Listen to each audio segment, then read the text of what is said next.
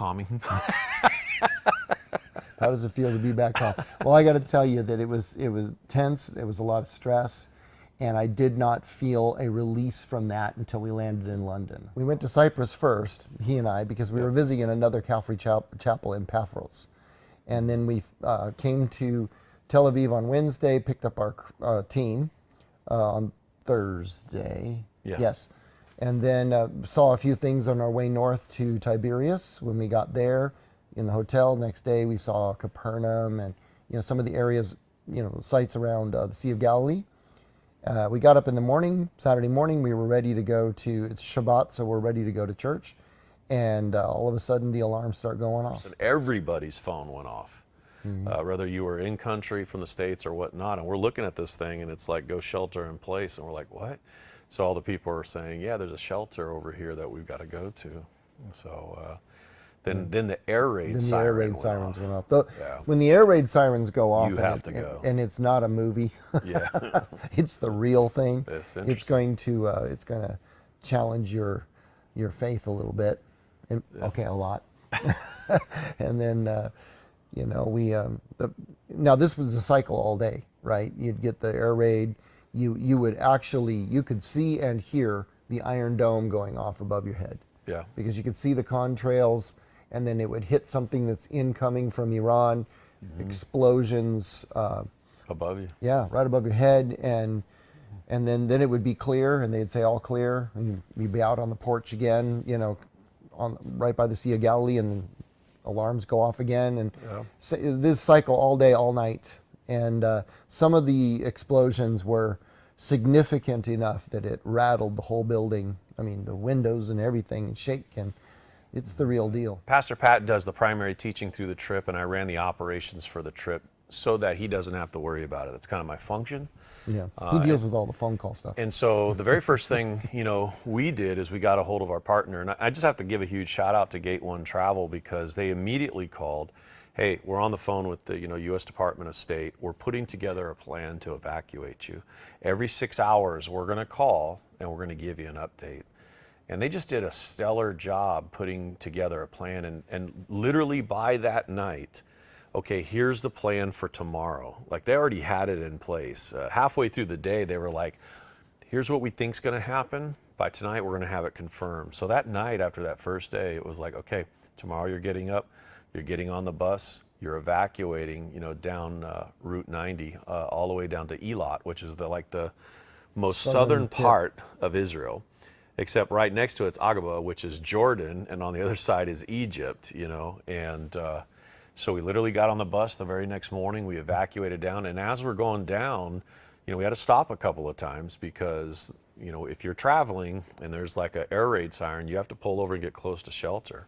So we stop at Bet Shean, which is one of the most fantastic, Greco-Roman Decapolises that you can see in Israel.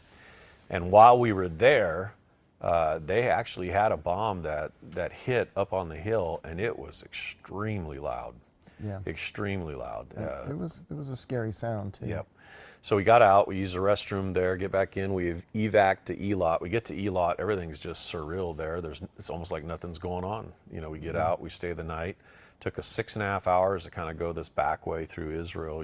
The state didn't want anybody to know about it, didn't want us to tell anybody about it. We weren't supposed to text home or anything like that. Just for security purposes. We stay the night in Eilat, and then the very next day, cross into Egypt, and they were awesome. The people in Egypt were funny. They had the greatest sense of humor as we were going across. The Egyptian guys were like, so it takes a war for you to come and visit us, huh? It was hilarious.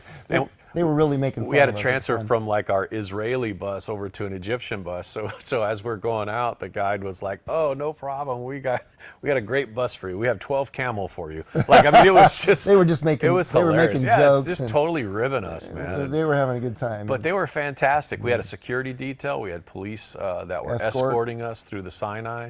all the way, and then we had to make an 8.5 hour journey on these back roads to Cairo for our safety. And when he says back roads, he's not kidding. This was through the middle of the Sinai. There was Yeah. hardly a blade of grass out there. It was. It's not Arizona desert. No, it's like rocks and nothing It lives looks like out there. Mars. I Yeah. mean, it's just, there's nothing there. Yeah. But they took care of us. The police escorts and all that, all the way through. We got under the Suez Canal, and then we were into Cairo. Now, you're not expecting this.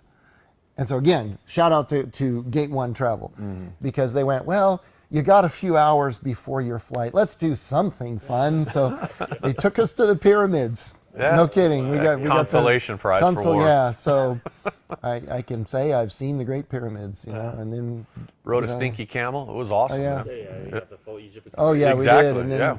jump on the airplane and 3 legs to get back home. Yeah, it took about 3 days. Yeah. 3 days. Because you got 2 days of bus travel, and then you have a full day, if not a day and a half, of flights. Yeah. So I think in the last 48 hours, we had maybe 2 hours sleep. Yeah. Yeah. It was Yeah. pretty sharp. I'm still tired right now.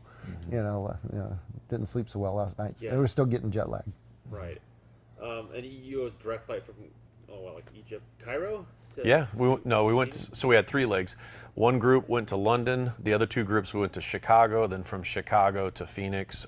We went to went from Denver, and then from London Denver to down. Denver and Denver Yeah. down. So it was pretty crazy. Yeah, it was not what we planned. That last 2-hour trip, we're like, just get us off the We plane. were so tired, so tired. Yeah, I mean, we were scheduled to be there for an additional week. Yeah. So we weren't expected to come home until the 6th of March, No, 7th of March, actually. So, when things went down that Saturday, our team lost a week of touring Israel and seeing sites. And, that's a significant loss. Some of these people paid thousands of dollars to go on this trip. But, again, hats off to Gate 1. They were just like, we're taking care of everything, the flight change, the hotel, the buses, the food, the going to eat. I mean, all of it. They were just, we've got it. And they did. And they did. And that's the kind of partner I think you want when you're going to go around the world with a group. Yeah. Well, we missed seeing Megiddo. We missed seeing, Bet Shean. We wanted to see Jerusalem, of course. And so, hopefully, now we plan to go back, and that let's be very clear on that. As a church, we've made a commitment to go to Israel every year, war or no war, and we just proved that we're willing to do that because we want to support the state of Israel and the Jewish people, and of course, it builds our faith to see the actual places where things happened that we read about in the Bible. We're going and seeing that. We're touching those stones. It's part of the authenticity of what we believe. And so we're going back. We've already got the trip planned. Yeah, really? Oh, yes. Next year? Yes. Yeah, we're taking 48 people next year. Same bat time, same bat channel. Yeah.